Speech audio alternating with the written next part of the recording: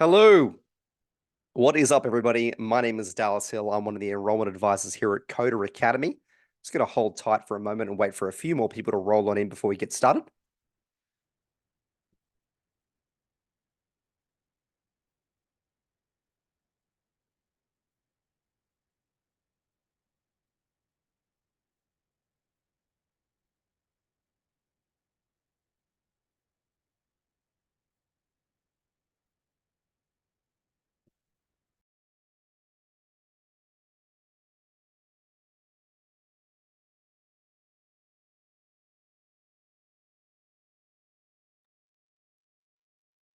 I suppose we'll kick things off now.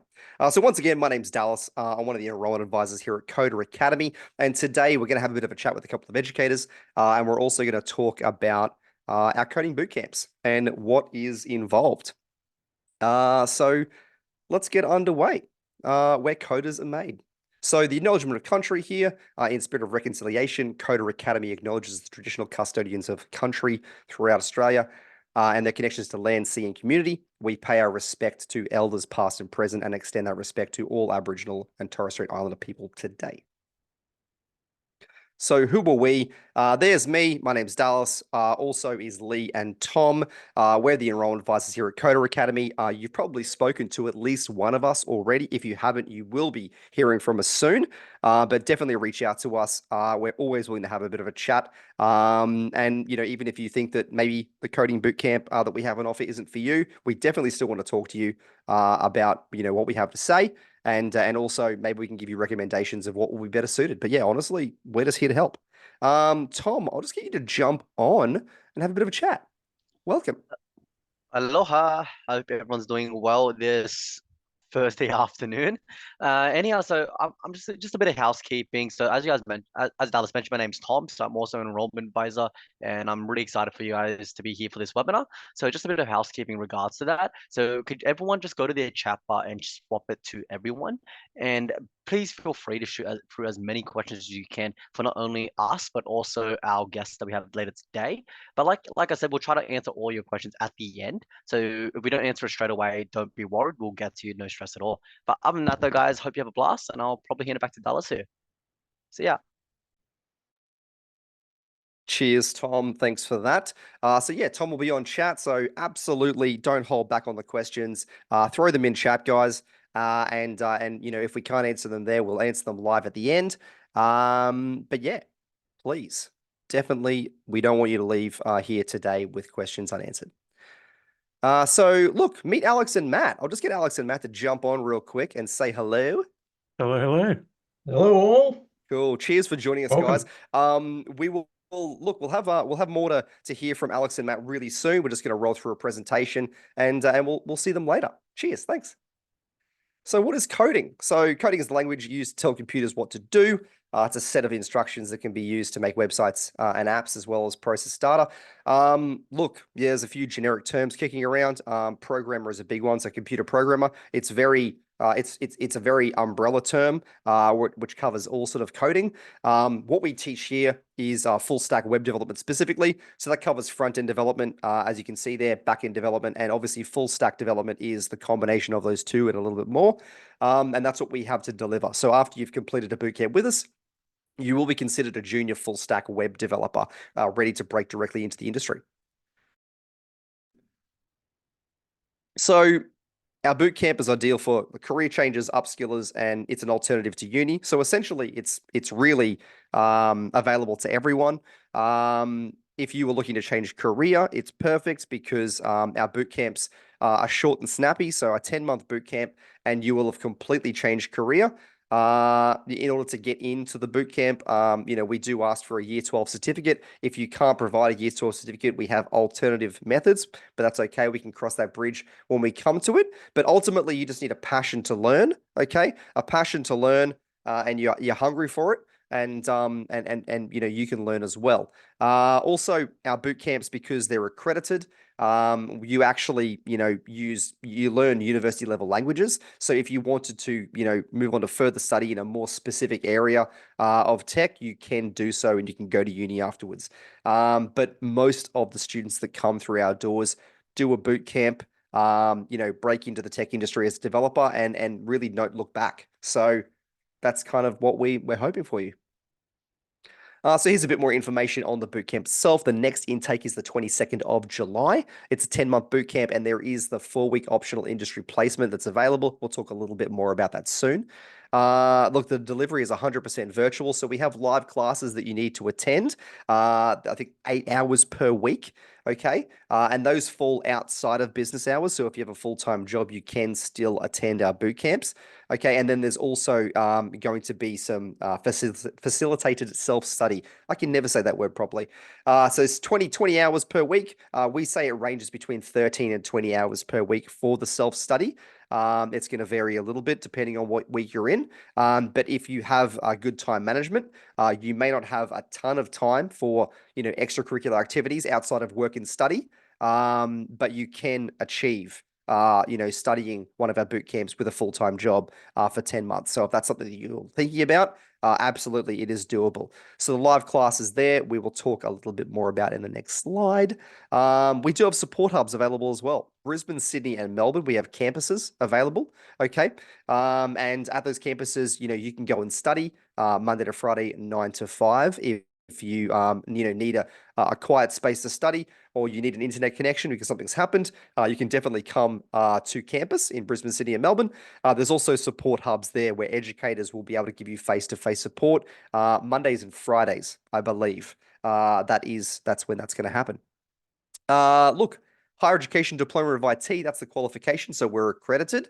And the price is just over $22,000, payable via, a fee help government loan if you're looking to defer payment there. Also, we have payment plans available as well if a fee help government loan is not available to you. So here's just another bit of a breakdown there. So you can see it's a 10-month boot camp and there's 28 hours per week that we need you to sort of dedicate to the course. The 8 hours of live classes, it says Monday and Wednesday or Tuesday and Thursday. The July intake coming up, it's a Monday and Wednesday. So Monday and Wednesday, 7 p.m. till 9 p.m. Australian Eastern Standard Time is when those live classes will be taking place. And then on a Saturday, 9 a.m. to 1:30 p.m. Australian Eastern Standard Time as well. And then you've got the 20 hours per week of self-study. It's recommended. So we say between 13 and 20 hours is what you're going to need to dedicate to that course per week. Here is another sort of more visual look at it. So in green there, you've got the live classes. And then that sort of pale yellow color, that's when academic support's available. So academic support is available to you through Discord channels. So you get a dedicated Discord channel to use when you enroll and join a cohort. Monday to Saturday, 9 a.m. to 5 p.m. There will be support available on that Discord channel. And not just from educators, but also peers alike. Everyone's going to be in the same boat. There's going to be a lot of chatter happening, and everyone's willing to bend over backwards to help each other out. So it's a really good place to be. And there's a lot of support here at Coder Academy. Bootcamp breakdown. So we got term 1 here. If some of this stuff sort of goes over your head, it's totally fine. At Coder Academy, we will teach you everything from the ground up. So, little to no knowledge of coding or development is needed to come on board, just a passion to learn. So term 1, you've got HTML and CSS. You'll be building a portfolio website, doing some Python programming. You'll be building a terminal application, touching on Python with Flask, and also a bit of JavaScript. And then term 2, JavaScript is continued. You'll be dealing with deployment. Full stack application in Flask is something you'll be building. You'll be touching on React, the framework. You'll be building a full stack web application for a client. Now that's the big assessment that you'll be doing in small groups. And then also you'll be touching on DevOps fundamentals and AWS Cloud Practitioner, and also Docker, which is really cool. We might be able to talk about that a little bit later. And then look, we've got the optional industry placement. I said I'll be talking about a little bit more. This one essentially is a 4-week internship that occurs after the boot camp. To be eligible for the internship, you need to have a good participation rate. So you need to actually turn up to your live classes. You also need to have a first-time pass rate on your courses. Oh, sorry, on your assessments, preferably a credit pass. But ultimately, that's what you need to be part of the industry placement. It's a really good program. There is plenty of companies, plenty of partnering companies that are come on board for this placement. And yeah, look, a lot of amazing things have happened from it. So it's pretty cool. And look, and then after that, you're considered a junior full stack development. So industry placement or not, it is optional. You will be considered a junior full stack developer, and you will be ready to go ahead and start getting applications out there and breaking into the industry. These are just a bunch of random companies, okay, from across Australia that some of our grads are working at. And obviously, they are some of our partnering companies as well for industry placement. So you can see some big names there that you'll probably recognize. And then there's some medium sized companies and some smaller companies that you probably aren't aware of, but there are so many. And also, what you've got to think of as well, which is really important, is when you're when you're breaking into the industry as a junior full stack developer, you may not necessarily be working for a tech company specifically. Full stack developers are hired in all shapes and forms, all over multiple industries these days. So there is so many places, that need people in tech, like full stack developers, that aren't necessarily a tech company. So there really are so many opportunities available to you.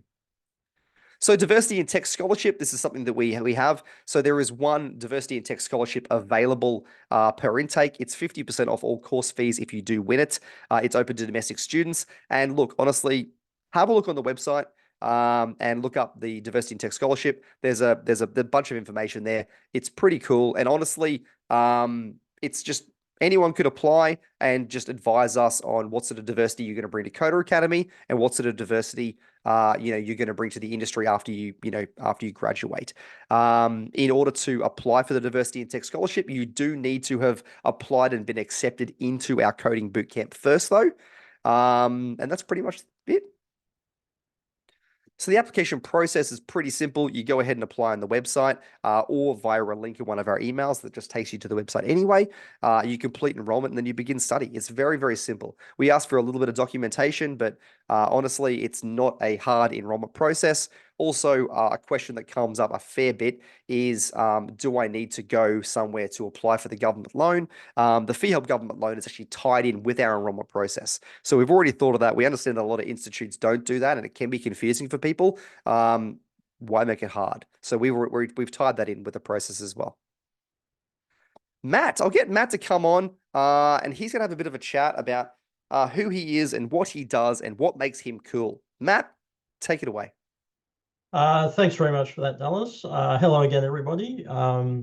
As said, my name's Matt. I also go by Mr. Robot and Flynn, a couple of my alter egos over there on the right at various times. So a bit of background on me, I guess. My career really started at TAFE in 1997. So I originally started as a teacher of both software development and web development. And so that lasted for 15 years, as you can see there. And then I went out to industry and I did about 5 years in industry with a couple of different web development agencies, where I really learned a great deal. And found out what I didn't know, which was actually quite a lot. But that's a good learning as well. And while I was there, we actually built, I built a ton of projects, but 2 of them won the W3 Silver Awards in different years. And you can see the screenshots of them over on the left there. The Vegeta Catch a Thief promotion, where I had to actually make a fully front-end JavaScript, it's like a little game, like a whodunit type game. And that was a lot of fun to build that and quite challenging. But the other one, which is probably the project that I'm most proud of and is actually still live, the Vegeta one isn't live because that was for a special promotion, but the one that's still live and you can go there now is the one in the top left there, which is the Air New Zealand Korea's website.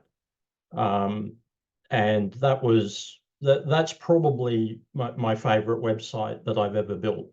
I'm really proud of that one. It took about 2 months to build it because it's quite a complex design and has a lot of pretty complicated functionality in the back end as well.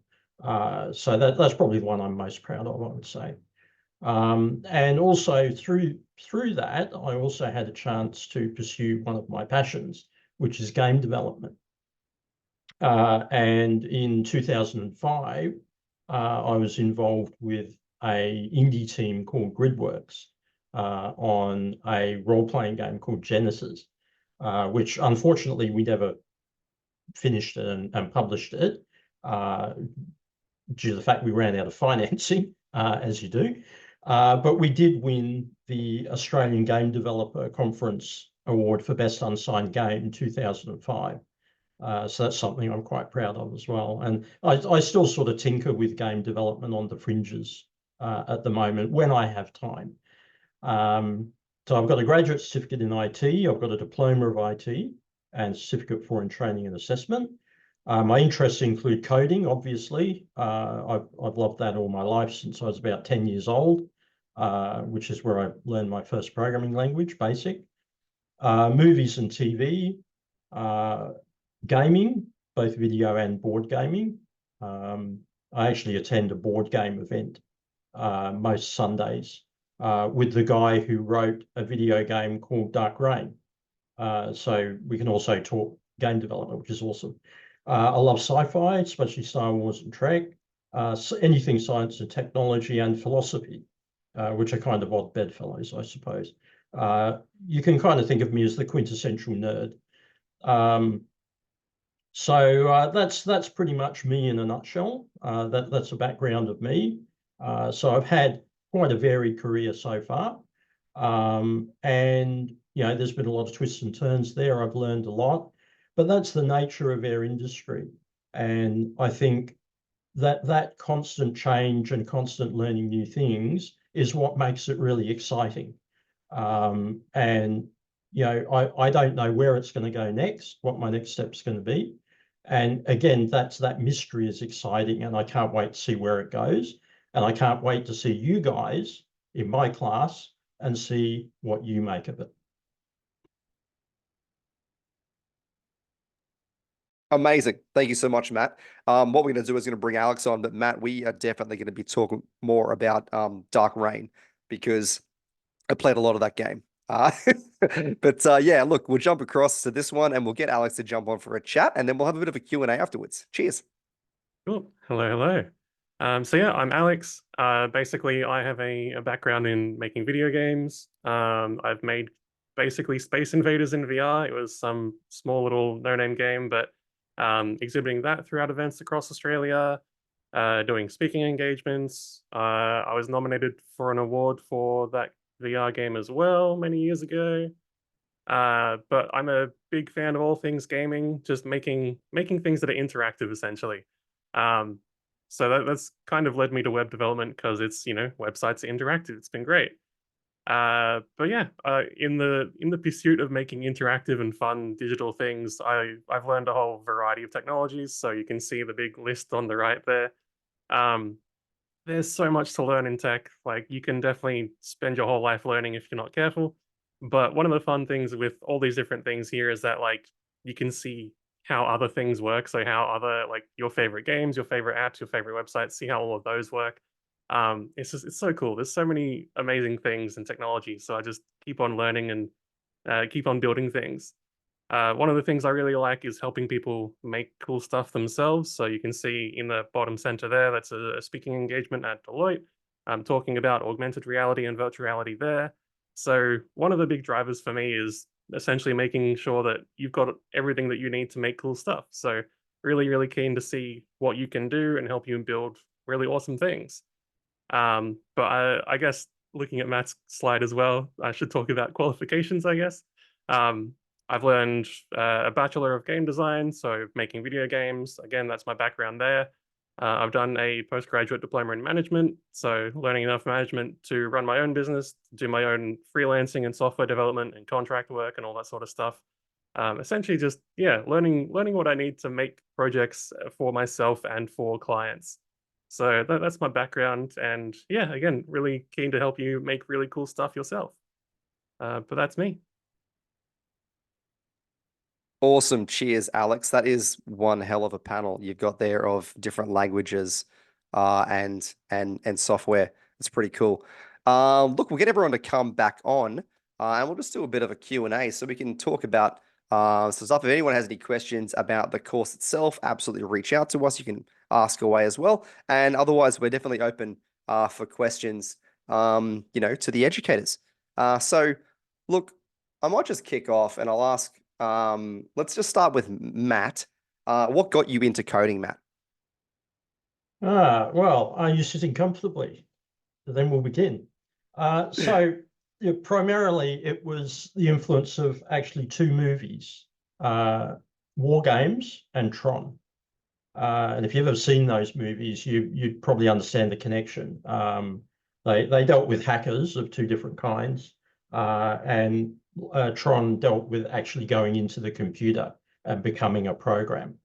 And that concept fascinated me. And I wanted to learn more. I wanted to explore that world. And I wanted to learn not only how to explore that world, but how to create it, and how to make a difference with that. So yeah, that was pretty much what got me into it. Very cool. Very cool. What about yourself, Alex? For me, it was essentially the goal of just making video games. So, I think the one that got me going earliest was probably Pokemon Yellow. Like, Dad came home with a Game Boy Color and Pokemon Yellow from Europe because it wasn't here in Australia yet. So, just seeing that type of game and being like, "Yep, I want to make this." It's kind of given me, a nice long-term goal, and just as part of that being such a big, complex, nebulous thing, learning all the different parts that go into making games and just interactive software. Like you saw the big panel of all the stuff in the previous slide. Like there's a lot of stuff that goes into making something digital and interactive. So yeah, like that's been the big driving goal. Just seeing Pokemon essentially. We can blame that. Amazing. Cool. Yeah, Awesome. I got caught up in a bit of Pokemon myself. Sweet. Yeah. I do actually have a question for both Matt and Alex here. So, just out of curiosity, because we get a lot of, for example, a lot of people asking us, can they code? Because they usually come from backgrounds with kind of like different, all variety of different backgrounds. And from your experience as educators, and you've probably taught a lot of students similar to in a similar scenario where they have no experience coding. What do you believe? Do you think that they can code? Do you think anyone can code? Does that make Uh, sense?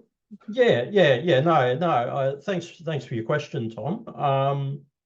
Yeah, look, I think definitely. I think anybody can code, and I think particularly today it's even easier than ever because there's so many languages and frameworks available that make it easier, and that are like at a really high level. And there's also with the internet, there's so much help out there. There's so much support, tutorials, documentation, sample code. Um, so I think really what you really need primarily is curiosity and the desire to learn, and the willingness to learn. I think, and you like solving problems. Okay, if you kind of have those things, then there's no reason at all that you can't learn coding. Awesome. Sweet. Alex, anything Um, to add to that? Yeah, essentially, like, yeah, everyone starts learning coding from somewhere, right? So, what I've seen as well across students in the past, like their life experience, their previous careers, that actually usually helps them learn to code because they've got some sort of frame of reference or context or things that they can call back to as they learn more things. So, uh, yeah, essentially, yeah, like everyone can start somewhere, and if you've got some existing skills or careers, that can actually be a big benefit depending on what you've been doing in the past. Yeah. Awesome. Bouncing on that, we actually have a question from Chris in the chat here. What's your experience with students who learn coding because they're after a career change? Chris here is an accountant by profession, but he knows someone that graduated from Coder Academy, so that's why he's here essentially. Yeah, look, we get a lot of students who are here to exactly for that reason, to change careers. Uh, and they are often very, very successful at it. So particularly yourself being an accountant, that means you've got an attention to detail. and you are also a good analytical thinker. So you'll have no trouble at all. Yeah. And as No. a bit of an example to help with Chris as well, like I think one of my students in a cohort at the moment, he's actually coming from a finance background. I don't know if it's finance or accounting. I don't know enough about those fields to know specifically the little niche area there, but he's using his background to figure out more things to build with his programming skills as he learns. So like it's 100% doable for you as with your background, all the career backgrounds that you've got, they're totally valid. And they can give you a really good guiding point or a good direction for things that you might want to build or focus on as you learn programming as well. So all of that stuff, it can work out really well. That's sweet. I actually I can't even count the amount of people that I've spoken to that were accountants that actually got really into VBA with Excel, and then like that led them into coding. They were like, I just really got into this, and now like, but there's limitations, and I want to move on to what's next. And now they're like developers. It's incredible. Yeah. Look, I'll ask this one. What sort of things do you do in live classes to help with student engagement, to help retain, I guess, yeah, students paying attention? Sometimes classes can be long. They're obviously online. They're live classes online, so not in person. Yeah. What do you think? Well, for a change, I might let Alex go first this time. I'm a big fan of polls. So in Zoom, we can do all sorts of things with the integrations that they've got in here. So setting up polls, getting people in the chat. I think when we first started using Zoom in particular, we had students going like, "Oh, Alex, are you a streamer?" I'm not at this stage, but like the idea of having the chat up while we do things on the screen, apparently that's just basically streaming. So all the stuff that you can see your favorite streamers do online, we try and implement that in the classroom as well, just because it does like that works. It does keep things very effective and engaging. So keeping an eye on chat, polls, they're the two big ones for me. Yeah, I'll agree with Alex, particularly on the chat system. That does, yeah, because that's a live system, so that keeps things very engaging and interactive. But also the Kahoots, which is like an online, really fun quiz system, which has a serious purpose in that it allows us to sort of revise and review what we've learned in the last lesson. But it's also a hell of a lot of fun and really engaging, and it can actually become a little bit competitive sometimes, but in a friendly way. But it's sort of one of those really cool things that sort of keeps the engagement up. Awesome, sweet. Cheers for that. Yeah, Kahoots are a lot of fun. I remember doing them and really enjoying them. And I guess it is also, first and foremost, it's a great way of sort of like gauging where all the students are at by the results that you're receiving, like whether, things have actually sunk in or not. And yeah, so Yeah. yeah, Kahoots are a lot of fun. Cool.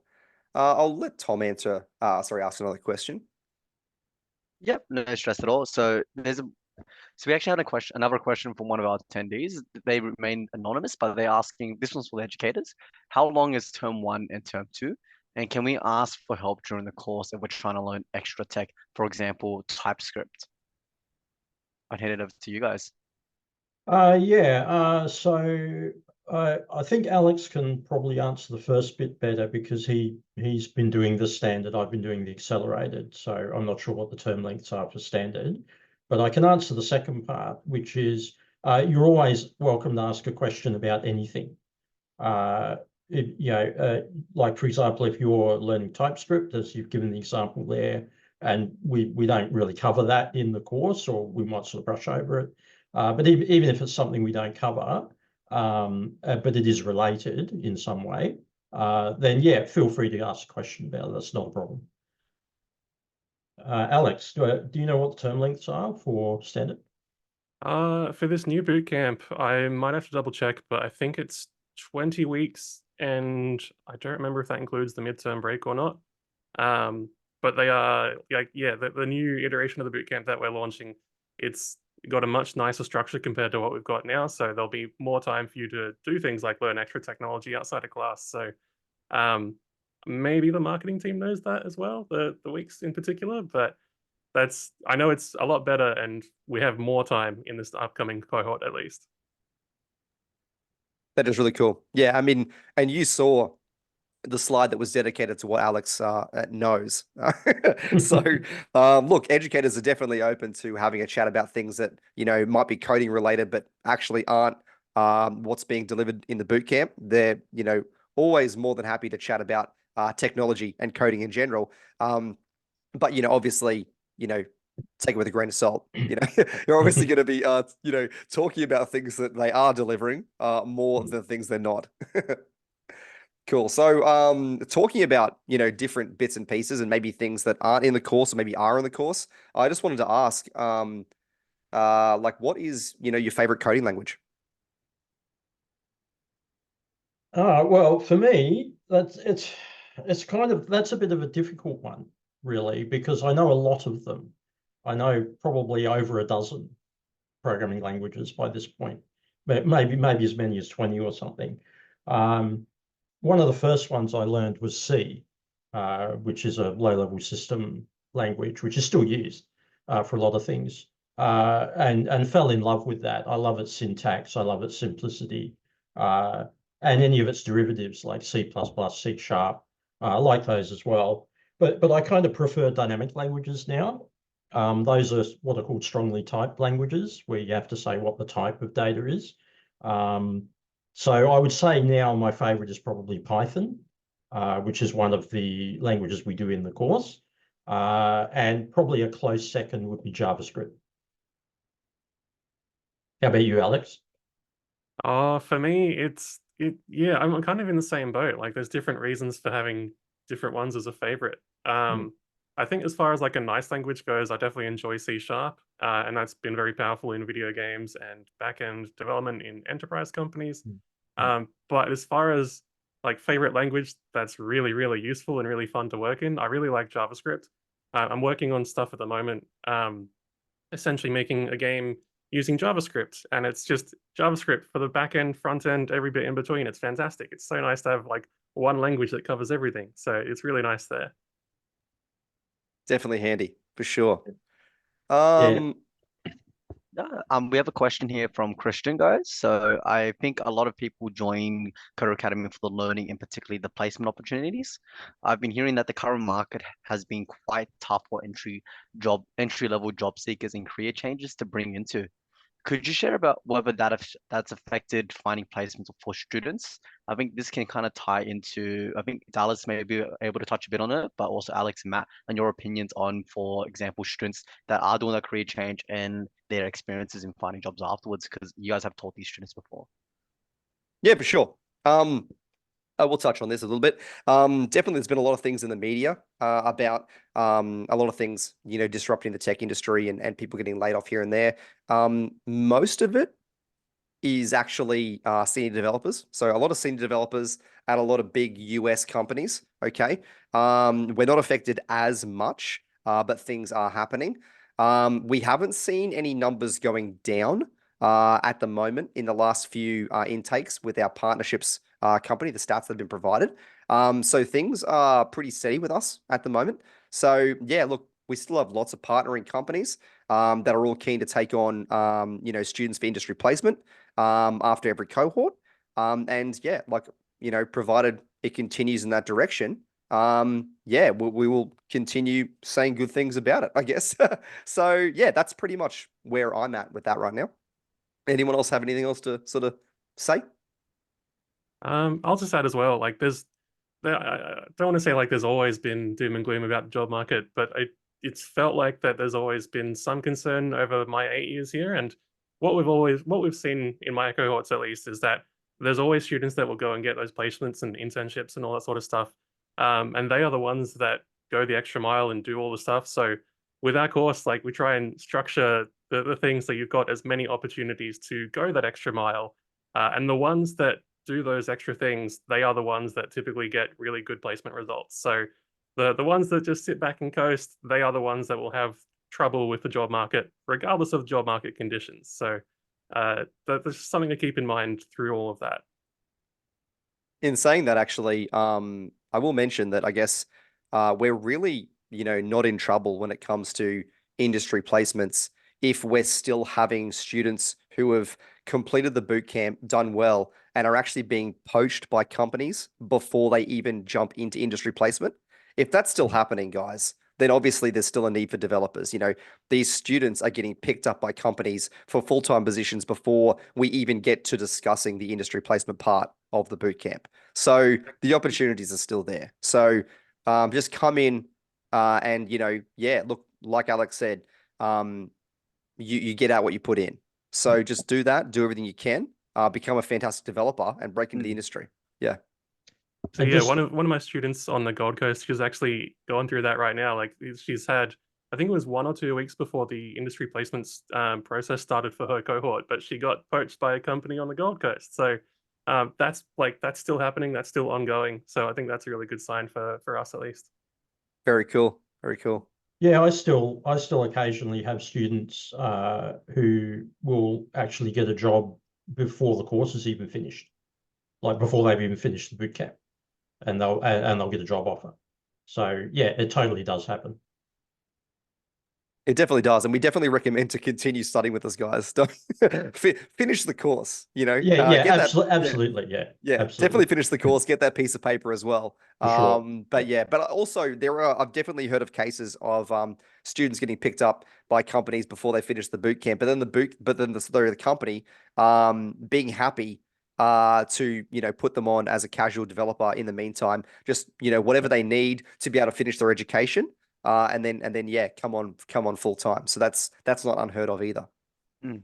The other thing I'd add to this, in way of answering Christian's question there, is that keep in mind that even though you're proposing to do a web development boot camp, you're not limited to being a web developer. A large part of what we teach you is basic software engineering and the associated skills, and that's very transferable. And development as a whole is a way broader field than just web. Okay, so if you complete this boot camp, it doesn't set you up just to be a web developer, but you could go to other allied areas and be a different kind of developer because most of the skills are transferable. So keep that in mind as well. For sure. Learn your first object-oriented language and never look back. So what's your favorite thing about teaching, guys? Ooh, uh, for me, it's definitely being able to see, like, I guess, yeah, see what everyone can do with the skills that we're sharing with them. So, we'll get like people asking questions in class about like, how can I apply this to my particular background or this particular idea? And it's like, that's really awesome. I'm so happy that you're, you know, keen for that sort of stuff. So, getting people hooked and helping them through that, like, that's my favorite thing in teaching, just having that experience with people there. Yeah, I agree with Alex, but I think also for me, it's when you see the light bulb moment. It's like particularly when you see students struggling with a concept and they're just, you know, they're just not getting it. And then at a certain moment, it just clicks for them. And you just see the understanding and the recognition. And that's I find that extremely satisfying when that happens. That is cool. That's cool that both of your answers essentially boil down to it's rewarding. But basically, yeah. And for me, another part of it, big part of being a teacher is that it's the feeling that I'm helping other people to enter a very rewarding career that could literally change their lives and their future. Awesome. Cheers. Cheers to that. We actually have another question from Christian here. He's sending another one. He seems pretty keen. Is there a certain duration that students need to secure a placement after 10 months, or will the placement team to continue to support students in looking for placements for them? So I think Dallas should know the answer to this question, and then I can touch on it a bit after as well. Yeah, for sure. So basically it's on a schedule. So you should be securing placement only, like, you know, let's say between 2 and 4 weeks after the boot camp has finished. That's when it happens. Our partnerships team, they are working on a schedule to lock in placements. And you know, most of the students who want to, get placed are successful in being placed. Occasionally something will happen and someone doesn't get placed, but it's pretty rare. All of the deserving students generally do get placed, and that's not a problem. And we don't really offer too much support afterwards. That's when we kind of push you out of the nest, so to speak. But by then, honestly, you're more than qualified to go out and, get multiple junior roles as a developer in the industry. Yeah. And to add on top of that, like I understand that the placement probably sounds like that's the biggest thing about our course, but we have to realize that that placement is only over like 4 weeks. You're going to be learning all these very high quality skills over the 10 months when it comes down to it. And the idea is also that our partnerships team isn't just finding your placement. They're making sure that your resume and portfolio are up to scratch. They're giving you all these skills to give you as much employability as possible. And I understand, like on paper, having a placement, it sounds awesome. Yeah. And it is awesome because it's a really good opportunity. But don't forget that the real value in this course is that you're learning with industry professionals for 10 months, basically, where you're learning all these high value skills in becoming a junior web developer. And what you got to realize is that it's not only just the educational team, but also we have another partnerships team that are working on the back end to make sure that they're building a profile for you for industry. So when you start looking for jobs, people will actually know who you are before you even start looking for it. That's why, as Alex and Matt has mentioned, a lot of our students are finding jobs before they actually finish the course. Why? Because they're networking. We have these industry events where we bring people down to have conversations with students to connect them to industry as much as possible, so that by the time they even get to the point where they have to do industry replacement, people in industry already know them. People are already connecting and networking from there on out. But yeah, I just like my 2 cents on that. That's all I'm gonna say.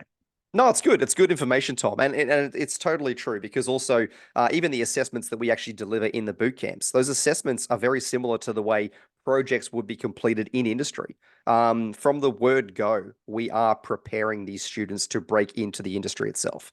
So absolutely, while there is value in the industry placements, look, there are plenty of people in the past that may not have got an industry replacement or even opted out for industry placement, and they've still gained employment. So yeah, don't get too hung up on it. But yeah, there's plenty of value the whole way through. What else have we got here? So, I guess, do you have any tips for students preparing to come on board for a boot camp with us? Anything that they should be doing beforehand? We do say that, you don't need any coding or little to no coding experience to come on for a boot camp because we do teach you everything from the ground up. But surely there's a few things that they could possibly do to prepare themselves, I guess, for coming on board.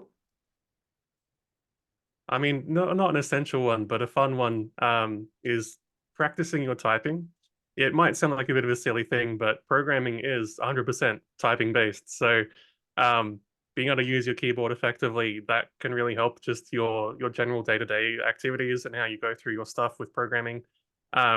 It's always fun because like I'll teach students and they'll be watching me type through the lesson and it's like, whoa, Alex, you got to teach us how to code. And it's like, sorry, he teaches how to type, and it's like, all right, we'll just keep on typing these words and we can get there. But there are fun games and tools and websites out there that people can use to learn like touch typing, just because it can make your life as a programmer just a lot smoother, just knowing how to use the keyboard effectively. Mm. Yeah, That is really cool. That's a Yeah. good one. I Yeah. actually, I can type really fast, but when it comes to coding, I'm really slow because you use so many different keys than you normally would just in a normal typing test. But yeah, no, continue, Matt. Sorry. No, you're right. Well, probably a couple of things. I think one of the most important things is that you come in with what's called a growth mindset. So that's kind of the, where you're positive and you see mistakes, which you will make because a boot camp is very intense. It's pretty fast paced on the scale of things. You will hit challenges frequently. Some of them will seem hard. You will make errors. But what's important is how you see those mistakes. If you see them as an opportunity to learn, and you take a positive attitude and you learn from them and you move forward from there, that's the growth mindset. And we find that students who can adopt that mindset are very successful. So that would probably be my first tip. And the second one would be do things to develop your problem-solving skills, because essentially what a programmer is a problem solver. Okay, it's just that a programming language is the tool that they're using to solve the problem. Okay, but at bottom you're a problem solver. So develop your analytical skills, your skills of abstraction and problem solving. Develop being able to break a problem down into steps, into smaller steps, and divide and conquer approach. And one way that you can do that is you can go online and there's various sites where you can do coding exercises, okay, which will develop these skills. But you can also do it outside of coding by playing games, like video games, board games, especially ones that involve strategy, like chess. Okay, those sorts of, and doing like crossword puzzles and things like that, because they all develop those sort of abstract thinking and problem solving skills. Very cool. I still do Wordle every morning, so I'm Wordle. on my way. Oh God. Yeah. I actually do have a good question for Alex and Matt here. So you guys have taught hundreds of students till this date already. Oh, where did Alex go? Oh, it's fine. So I'll start with Matt then. So Matt, out of curiosity, from all the students you've taught, what would you say has been your favorite success story from a student? Out of curiosity, if you remember any, because I know you my favorite success story from a student. From a student, yeah, from a student that you taught. There was, I can't remember what he was doing. It was, well, actually, the reason I can't tell you what he was doing is he never told me because it was classified. But yeah, I had one student. What was his name? I can't remember his name. Sorry. But this was a few years back. But yeah, he got a job working for the Defense Department, and it was a really high pay. It was like over 100K. So yeah, well over 100K. So that's probably the one that comes to mind when I get asked that. Yeah. No stress at all. So Alex, since you cut out a bit there, so I'll just repeat the question. So as I was asking Matt, since you guys have taught over hundreds and hundreds of students, I'd just like to ask, do you have any success stories from students that you've taught personally, and kind of like where have they been, what have they been up to, and yeah, just any cool stories from your time teaching? I mean, the one I keep going back to when students ask about like, oh, is this job right for me when they're job hunting? There's a couple of students that I actually taught that are now working at Atlassian. And Atlassian, they use Java, not a language or tech stack that we teach in the boot camp. But these students, they were such good go-getters and such proactive people that like they went and they did this job interview, they did the programming tasks. They didn't know the language to do the tasks. So what they did was they were really, really strong communicators. They just wrote down their logic, their train of thought of solving a problem. And that type of attitude and their just mindset towards just solving problems in general, it was so nice. They were such good students to have because they would just approach everything with that really strong, open mindset, and they achieved really great things because of that. And that was 2 students from, I think it was like 2019. And I think they're still at Atlassian as well. I haven't checked in a couple months, but that's, yeah, several years ago that they've been there. So it's, yeah, that's probably my favorite ones. That's so cool. That's so cool. I think actually, Matt, did you also teach Rory? Is it Rory Gibson? I think Rory Gibson in 2019 as well. I mean, there's been many, many students since then, but I'm pretty sure Rory Gibson came on board as a crane driver. Rory Evans, is it? Is his No, I think last it name was Evans? Gibson. I think it was Gibson. I think it was Rory Okay. Gibson. I But mean, yeah, I know who you're talking about. Yeah, Rory, the Yeah. crane driver. Yeah. I know. Crane driver came on board because he's like, oh, I thought I might dabble in a bit of front end development and change Yeah. career because the hours weren't great with what he was doing. Yeah. And then he became this back end genius. Got picked up before the boot camp finished, so he didn't do an internship, and then went into DevOps. And I think maybe he was working for Atlassian for a little bit, if not still as well. Oh, okay. So yeah, he just steamrolled it. For someone Yeah. who pretty much had no idea, was just like, this web development thing, it seems like it's catching on, Yeah. So yeah. Yeah, no, I do remember Rory. He was very switched on. So I'm glad that I'm glad that he made something of it. It's great. Yeah. For sure. Cool. I think did we just get another question? We did from Christian again. Cool, So cool. between the middle to the end of the course, what could students do themselves to increase their chances of finding their first tech role besides networking and apply for grad roles slash internship slash junior roles? So kind of like what type of skills and initiatives can they do outside of just applying for roles? Can they do to increase their chances of finding a job outside of networking and just applying? Build things. That's the big one I keep telling students, and they're always so surprised when it works because it's like if you're in the middle of the course, at that point you've got skills to build stuff. So I think at that point you'd have like Python skills to build terminal apps or Flask APIs, as well as HTML and CSS skills to build websites. And it's like you can create work and host it online and show your skills just from that point onwards. So I think the earliest we've had students get jobs or internships within the boot camp for me was a student who got it in like the second week of term 2. Keeping in mind our current 3-term boot camp structure, which will be different to what you're applying to. So that was like really early in the course for him, but he was just going to meetups and saying, "Oh yeah, I'm working on this," and that got him into like conversations with people at companies to then hire him. So building things, that's my big number one thing that I tell people to do. That is cool. That is cool.